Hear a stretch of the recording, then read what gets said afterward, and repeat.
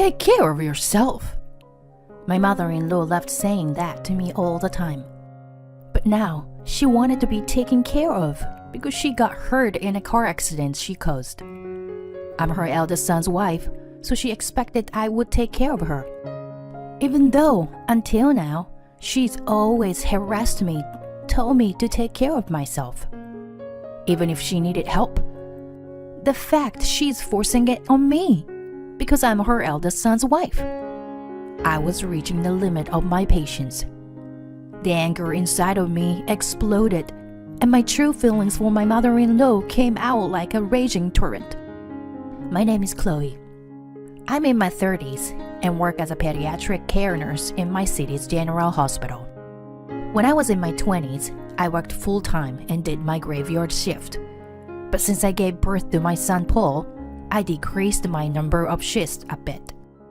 But working as a nurse, you rarely get to end work exactly at 5 p.m. If an emergency case came in, I would have to work overtime. Even if I had a night shift, I probably wouldn't be able to leave work exactly on time the next morning. But I was proud of my job and put my all into it. I began living with my in-laws after I married my husband, Francis. We built our new home on the same spot that my in-laws' house used to be, so they naturally began living with us. I wasn't against this at first, but my mother-in-law gradually began revealing her true nature, and it became very uncomfortable for me to be at home. My father-in-law was a man of a few words, so I never knew what he was thinking, and we never argued. But my talkative mother-in-law would always insult me the moment she sees me. Why aren't you doing anything when you are the wife? Do you really think it's okay to keep forcing your husband and in-laws to do things for you? As she said that, she began to pick up toys scattered around my son's room. I knew that my son would make a mess again as soon as he saw his room was clean. So I always waited until he was asleep to start cleaning. Even though my mother-in-law also knew that very well, she would complain that I do nothing and pick up Paul's toys while groaning. I never asked her to do that. And I would clean when Paul went to sleep anyway. If I was stuck at work late and couldn't clean, Francis would do it for me, trying to make me seem like a bad person just because of this. Of course, I was annoyed with my mother-in-law. It was my husband who proposed we live together like this. Though I was busy in the hospital working as a nurse, Francis worked remotely and was nearly always at home. He wasn't very busy most of the time, so he would do a lot of housework himself. Most people would consider him a wonderful husband because he did that. But of course, my mother-in-law didn't feel that way. A woman is supposed to do her housework. Especially since you married into our family. You should do everything. And yet, you use my precious son this way. My mother-in-law didn't realize I was ignoring her, or maybe she just didn't care. Not that my mother-in-law ever did anything around the house. She would laze around her room all day and leave the dishes she used unwashed, so that I would have to wash them when I get home from work. And if I use the dishwasher, the plates will chip. Wash them by hand. She would complain about even the smallest of things. I tried to tell her, please wash her dishes herself in that case. Since we are letting you use this land, you should do at least this for us. Your role here is to take care of our family. Take care of this yourself. My mother-in-law said things that didn't make sense again, so I let our conversation come to an end. Annoyed, I decided I will avoid talking to my mother-in-law. A few days passed. Francis was the one who usually took Paul to daycare, but since I had the day off work, I decided I would drop off Paul at daycare today. I don't know about other places, but at the daycare we go to, Even if a parent has a day off on a weekdays, they are more than welcome to leave their kids at the daycare. All the parents knew and took advantage of that.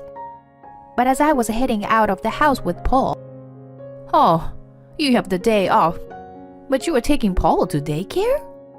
If you have a day off, you should also give Paul a day off." She began whining to me.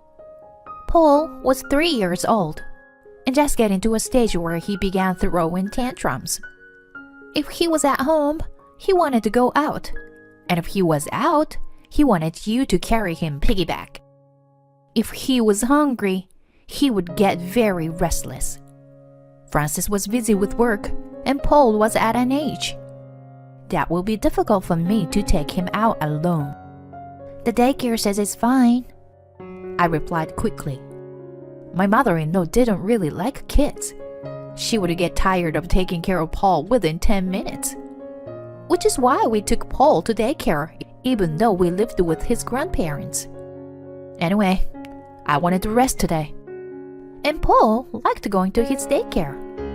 He had even been saying since the morning that he wants to go, since they were holding some special event today. But no matter how I explained this to my mother-in-law, she wouldn't accept it. When I suggested she take care of Paul then, she wouldn't agree to that either. If we didn't leave soon, we wouldn't make it to the daycare until after 9 a.m. I didn't know what to do. "Mom, Chloe works every day without resting. She also does housework and takes care of Paul. The daycare says it's fine. And Paul wants to go too. So, let him go." My husband came to the rescue.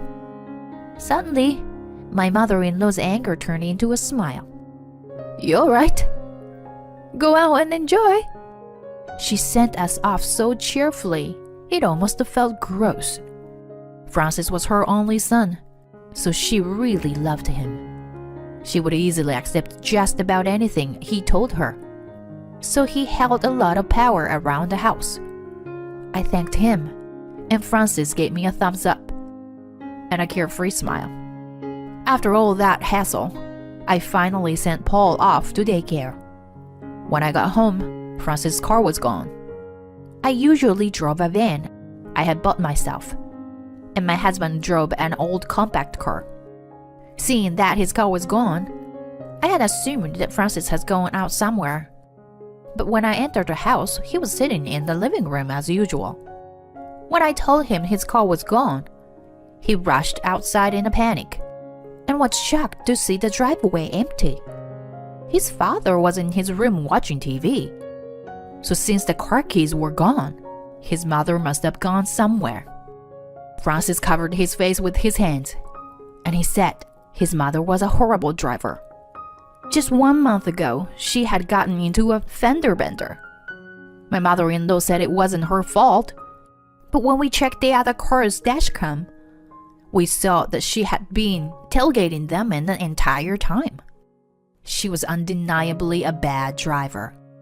Francis and I had to do all we could to apologize to the other driver to avoid getting into even bigger trouble. We hid our car keys from her, but she somehow found them and went out driving again. "My mom should still have insurance, as long as she doesn't get into an accident." Francis was mumbling this to himself. But our fears became reality. A few hours after she had left, I suddenly got a call from the hospital. It was a call from a colleague and friend of mine who worked in the emergency room.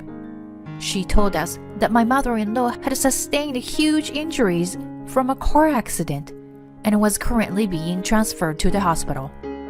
I told Francis and his father, and we rushed to the hospital in a panic.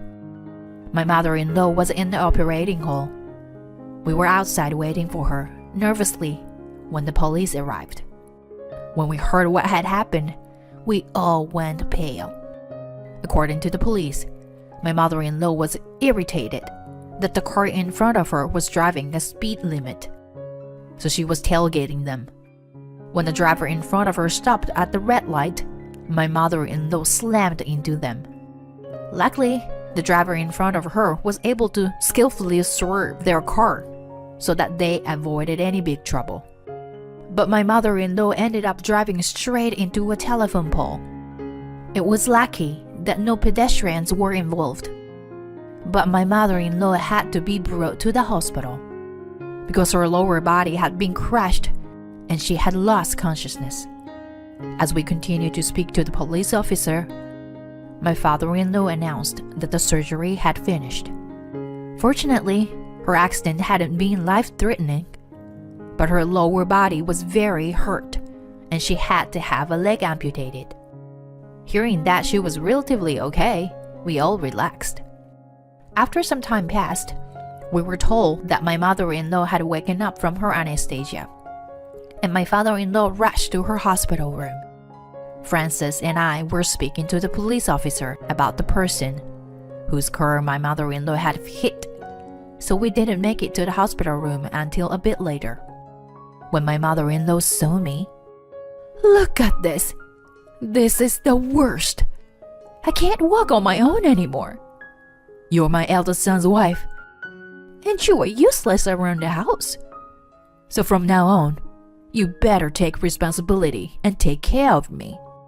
She screamed at me. My father-in-law gave his wife a stern look, and Francis opened his mouth as if he wanted to say something. I had reached my limit. Until now, I'd been able to deal with her selfishness and accept the mean things she said to me. And in order to save her the trouble this time, I even spoke to the police for her, even though she only thought about herself and just caused everyone around her trouble. She was now trying to force me to take care of her.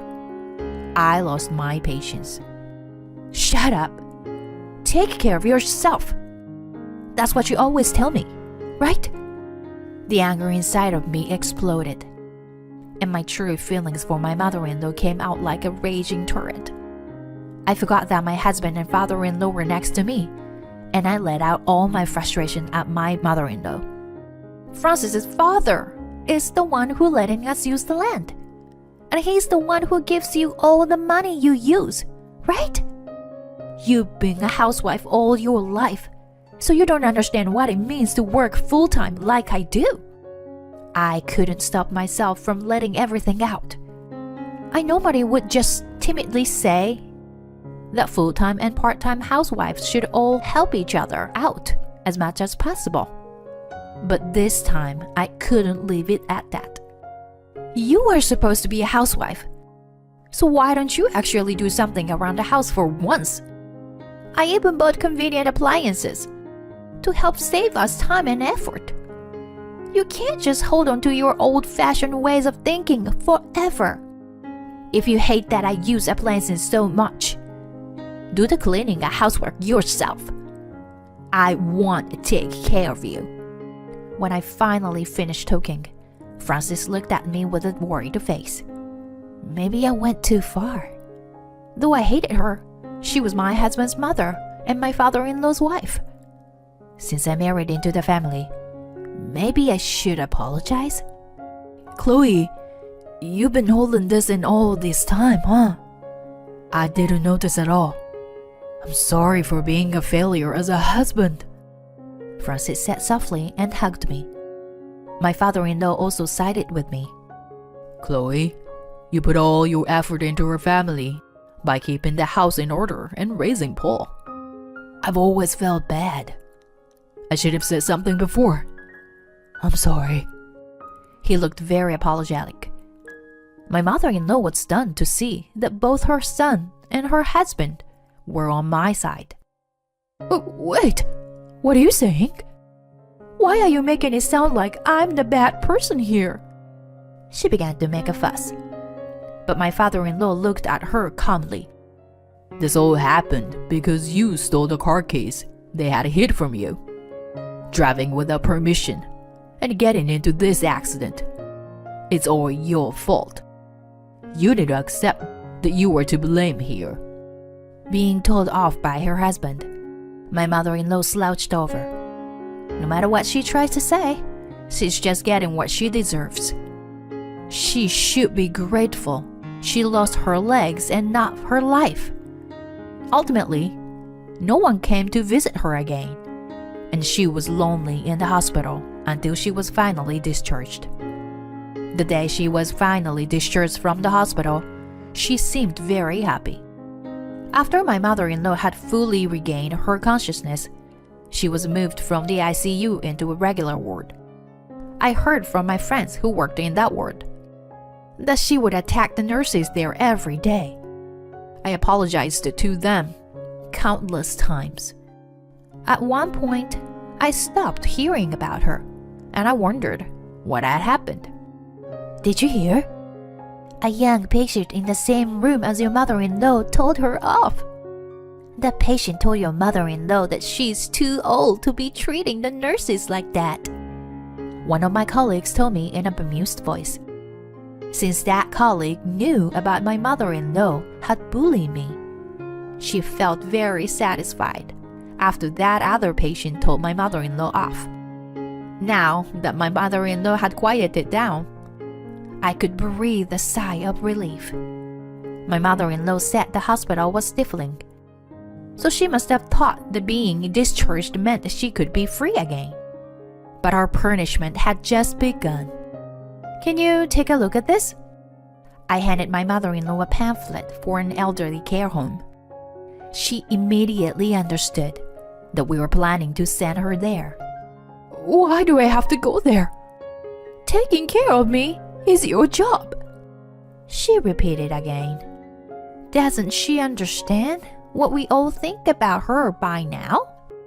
There is not one person in this house who wants to take care of you. If you can do everything on your own, you can stay here. But you realize that no one will help you, right? My mother-in-law's face got bright red, and she was seething in anger. Stop saying such stupid things. There's no way you can neglect me like this. She continued to bark at us like this, but no one wanted to take care of her. She wouldn't listen to any of my explanations. So Francis eventually had to force her to understand the harsh truth. Mom, you realize that getting discharged from the hospital didn't mean that everything was over, right? We haven't been able to sort out anything related to your accident. Can you take responsibility for totaling my car? By telling you to do everything yourself, we mean taking responsibility for your car accident as well. Being told this, my mother-in-law was silent.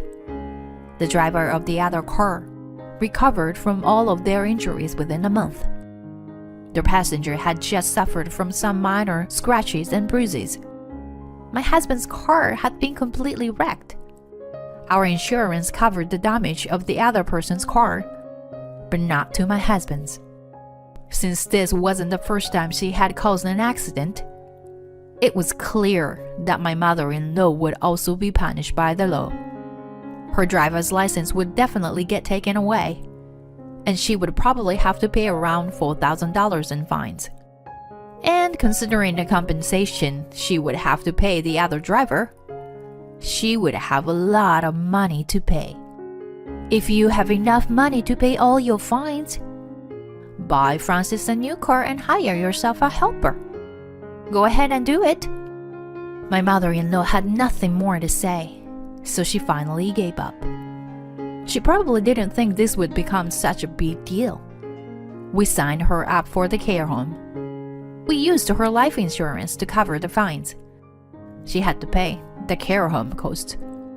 Since she had lost one of her legs, she was able to receive disability from the government, which helped a lot. Her driver's license was taken away, and since she was living in the care home, she would likely never have access to a car again. But it seemed her life in the care home isn't all that great.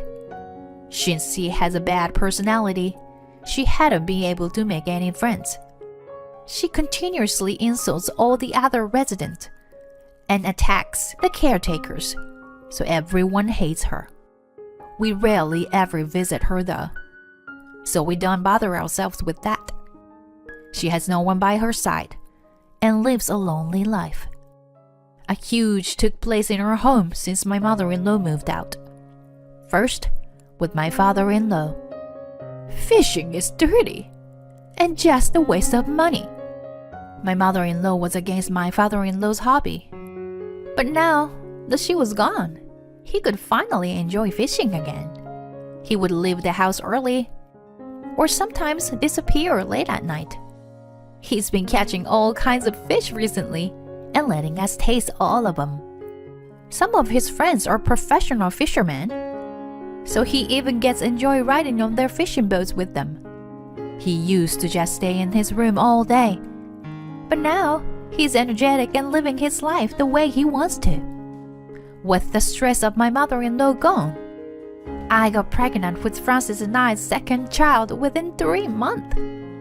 Surprised and happy at the same time, our family is now eagerly awaiting the birth of our new baby.